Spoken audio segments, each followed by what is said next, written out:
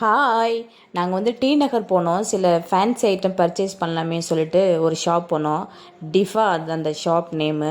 அங்கே போனால் எல்லாமே நல்லா இருக்குது. எல்லாமே நமக்கு பிடிக்கும். எதுவுமே பிடிக்காத ஐட்டம் கிடையாது. ஆனால் பட்டில் வந்து காஸ்ட்லியாக இருக்குது எல்லாமே.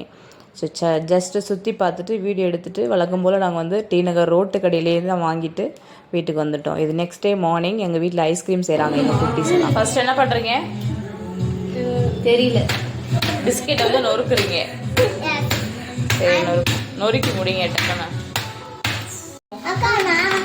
அதாவது கட்டையால் அடித்தாங்க, நொறுங்கலை, மறுபடியும் மிக்சியில் வந்து அரைச்சி வச்சுருக்காங்க.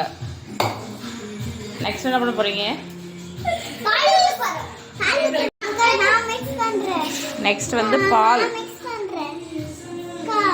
ஸ்பூன் போட்டு ஐஸ்கிரீம் நடக்குது. ஐயோ,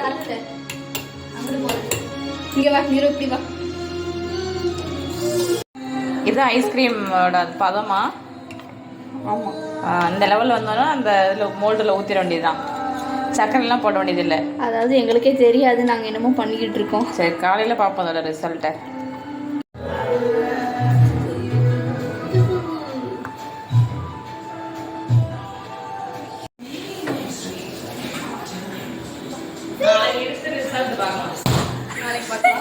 ஐஸ்கிரீம் வந்து 8 hours வந்து ஃப்ரீசரில் வச்சுட்டு மறுநாள் எடுத்து பார்த்தாங்க.